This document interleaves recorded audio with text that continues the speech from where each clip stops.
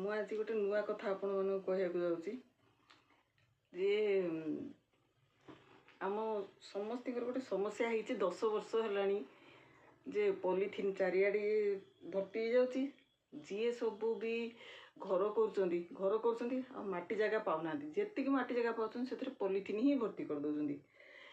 ଯଦି ଆମେ ନ ଚାହିଁବା କି ଆମେ ସଚେତନ ନ ହେବା କେବେ ପଲିଥିନ୍ ବନ୍ଦ ହେଇପାରିବନି। ଆମେ ସବୁବେଳେ ସରକାରଙ୍କ ଉପରେ ଦୋଷ ଲଦି ଦେଉଛେ, ସରକାର କିଛି କରୁନାହାନ୍ତି। ସରକାର ତ ବହୁତ କିଛି କଲେ, ଅଳିଆ ଗାଡ଼ି ଆଣିଲେ, ଅଳିଆ ପକାଉନି ଏଠି ସେଠି ବୋଲି ବହୁତ ପ୍ରଚାର କଲେ, କିନ୍ତୁ ତାର କିଛି ବି ଫଳ ହେଲାନି। ଲୋକ ଯେମିତି ପକାଇବା କଥା କହିଲେ, ହାତରେ ଖଣ୍ଡେ ଖଣ୍ଡେ ବ୍ୟାଗ୍, ହାତ ତିଆରି ବ୍ୟାଗ୍ ବି ଧରିକିରି ଗଲେନି ବଜାରକୁ। ସେଠି ଯାଇ କହିଲେ ପଲିଥିନ୍ରେ ଦିଅ। ତ ଦୋକାନୀ କ'ଣ କରିବେ? ଦୋକାନୀ ବି ବନ୍ଦ କରିପାରିବେନି, କାହିଁକିନା ଦୋକାନୀ ଯଦି ପଲିଥିନ୍ ଦେଉନାହାନ୍ତି ତାଙ୍କର ବେପାର ହେବନି। ସେ ବାଧ୍ୟ ହୋଇକି ସେଠୁ ପଲିଥିନ୍ ରଖୁଛନ୍ତି। ଆମେ ଯଦି ଖଣ୍ଡେ ବ୍ୟାଗ୍ ନେଇକି ଯାଆନ୍ତେ, ସେମାନେ କ'ଣ କେବେ ପଲିଥିନ୍ ଦିଅନ୍ତେ ଆମକୁ? କିନ୍ତୁ ଆମେ ସେଇଟା କରିବାନି। ଆମେ ଚାହିଁଲେ, ଘରୋଇ ସ୍ତ୍ରୀ ଲୋକ ଯିଏ ଅଛନ୍ତି, ଆମେ ଚାହିଁଲେ ଆରାମରେ ଦିନକୁ ଗୋଟେ ସୁନ୍ଦର ସୁନ୍ଦର ବ୍ୟାଗ୍ ସଉଦା ପାଇଁ, ଆଇଁଷ ଆଣିବା ପାଇଁ, ସବୁ ପାଇଁ କରିପାରନ୍ତେ। କିନ୍ତୁ ଆମେ ସେଇଟା କରୁନେ। ଏକଦମ ସହଜ। ଦେଖନ୍ତୁ, ସାର୍ଟରେ, ଝିଅ ପିଲାଙ୍କ ଡ୍ରେସ୍ରେ କି ସୁନ୍ଦର ଜିନିଷ ସବୁ ହେଉଛି। ଆଗେ କ'ଣ ହେଉଥିଲା, ଆମେ ଖାଲି ସରସ୍ୱତୀ ପୂଜା, ଗଣେଶ ପୂଜା ଏସବୁକୁ ଖଣ୍ଡେ ଖଣ୍ଡେ ଡ୍ରେସ୍ ପିନ୍ଧୁଥିଲେ, କି କୁମାର ପୂର୍ଣ୍ଣମୀ, ରଜ ଆସିଲା। ଆଜିକାଲି ଅନଲାଇନ୍ ହେବା ପରେ ତ ଲୋକ ଦିନକୁ ହଳେ ଲେଖା ଡ୍ରେସ୍ ମଗାଉଛନ୍ତି, ଥରେ ଦୁଇଥର ପିନ୍ଧିକି ଫୋପାଡ଼ୁଛନ୍ତି ଆଜିକାଲି ପିଲା। ସେଗୁଡ଼ା ଘର ଅଳିଆ ହେଉଛି, ଘରେ ଗଦା ହେଉଛି। ଆମେ ତାକୁ ରଖିବା ପାଇଁ ଗୋଟେ ସମସ୍ୟା, କେଉଁଠି ରଖିବୁ, କ'ଣ କରିବୁ। ଆଜିକାଲି ପୁରୁଣା ବି କେହି ନେଉନାହାନ୍ତି, କାହାକୁ ଦେଲେ କିଏ ପିନ୍ଧିଦେବ, ସେମିତି ବି ପୁରୁଣା କେହି ନେବେନି।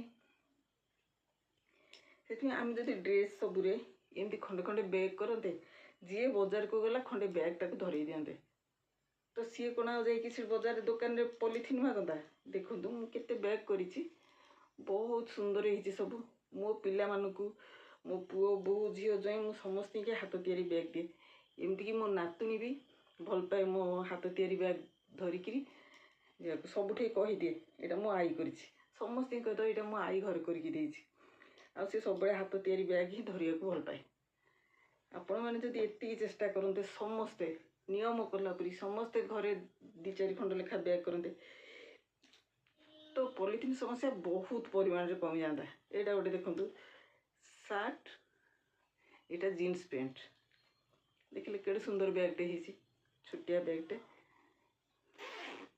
ଏଇ ଦେଖନ୍ତୁ, ଏଇଟାକୁ ଯେତେ ପ୍ରକାର ଆପଣ ସାଧା ବ୍ୟାଗ୍ ଗୋଟେ କଲେ ସେଥିରୁ କେତେ ଡିଜାଇନ୍ ବାହାରିବ। ଗୋଟେ ଗୋଟେ ସାର୍ଟରେ 3-4ଟା ବ୍ୟାଗ୍। ଏଇଟା ସେଇ ସାର୍ଟରେ ଦେଖନ୍ତୁ, ଗୋଟେ କ'ଣ ଅଳ୍ପ ଜିନିଷ ଆଣିବାର ଅଛି, ତ ଏଇଟା ଗୋଟେ ଧରିଦେବେ, କେତେ ସୁନ୍ଦର ଲାଗିବ। ଆମେ ଦରକାର ପଡ଼ିଲେ ଆମେ ଜରି ଅଖା ଯେଉଁ ବଜାରରେ ବିକ୍ରି ହେଉଛି, ସେଇଥିରୁ ଖଣ୍ଡେ ଖଣ୍ଡେ ଧରିକି ପଳାଉଛେ।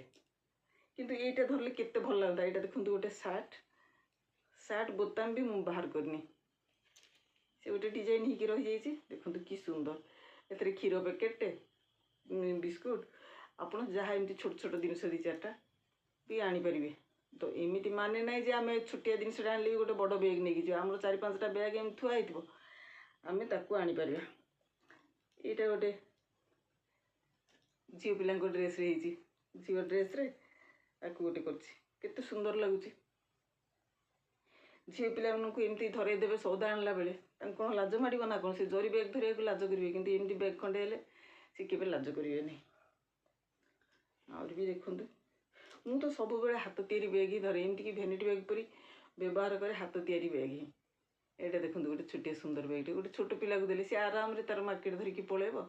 ଏଠି କ୍ରୁଜ୍ର ଫୁଲ 2ଟା ଲଗେଇ ଦେଇଛି, ସେ କେତେ ସୁନ୍ଦର ଲାଗୁଛି। ମୁଁ ଏବେ ଯିଏ ଘରକୁ ଆସିଲେ ଗିଫ୍ଟ କରି ବି ସମସ୍ତଙ୍କୁ ଖଣ୍ଡେ ଖଣ୍ଡେ ବ୍ୟାଗ୍ ଧରେଇ ଦିଏ, ଯେ ସେମାନେ ଜାଣନ୍ତୁ। ଆଉ ନଣନ୍ଦମାନେ ଆସନ୍ତି, ଯିଏ ବି ପିଲାମାନେ ଆସନ୍ତି, ଝିଆରୀମାନେ ଆସନ୍ତି, ସମସ୍ତଙ୍କୁ ଖଣ୍ଡେ ଖଣ୍ଡେ ବ୍ୟାଗ୍ ଧରେଇ ଦିଏ, ସେମାନେ ବି ଶିଖନ୍ତୁ ବୋଲି। କାହିଁକିନା ମୋ ପିଲା ତ ଜାଣନ୍ତି, ସବୁ ବ୍ୟବହାର କରନ୍ତି। ଦେଖନ୍ତୁ, ଏଇଟା ଗୋଟେ କେଡ଼େ ସୁନ୍ଦର ବ୍ୟାଗ୍ ହେଇଛି। ଭିତରେ ଦିଆହେଇଛି ଯେଉଁ ଲୁଗା ଦୋକାନର ଯେଉଁ ଜରି ଆସେ, ଯେଉଁ ପ୍ୟାକେଟ୍ ଗୁଡ଼ା ଆସେ, ସିଏ ଦିଆହେଇଛି। ଆପଣ ଚାଉଳ ଅଖା ବି ଦେଇପାରିବେ, ସେ ଆହୁରି ମଜବୁତ ହେବ। କେତେ ସୁନ୍ଦର ଦେଖାଯାଉଛି ବ୍ୟାଗ୍ ଗୁଡ଼ାକ। ଏଇଟା ଗୋଟେ ଭ୍ୟାନିଟି ବ୍ୟାଗ୍ ପରି ହେଇଛି।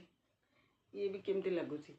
ଆମେ ନିଜେ ସଚେତନ ହେଲେ ସବୁ ସୁନ୍ଦର ହେଇଯିବ। କିନ୍ତୁ ଆମେ टीवी देखुचे से कि रील्स देखुचे फोन रे बसिकी आमर घंटा घंटा समय बीती जाऊँ कि युवा कले गोटे सादा कले भी विभिन्न प्रकार डिजाइन आम मन को आसो कि भावे से गुड़ाक आसो आपे आपे हो मु कौन सब शिखी किंतु करू करू करू करू सब हो चलला समस्ते भी नौ खुशी नहीं जाऊँ खंडे खंडे आसिकी यहाँ गोटे ड्रेस केते सुंदर लगुच ये भी गोटे ड्रेस ये डिजाइन गुड़ा न फोपाड़ी आप लगेदेवे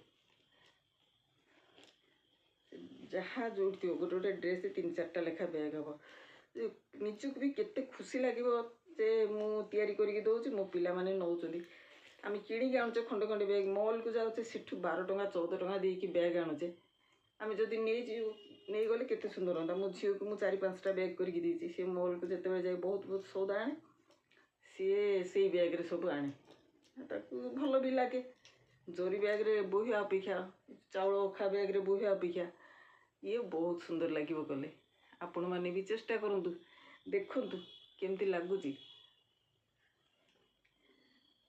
करूँ पोस्ट भी करूँ मु भी जानी मते तो मो वीडियो को लाइक करूँ सब्सक्राइब करूँ कमेंट करूँ केमती मो जिनस गुड़ा लगुच देखी चेष्टा करूँ।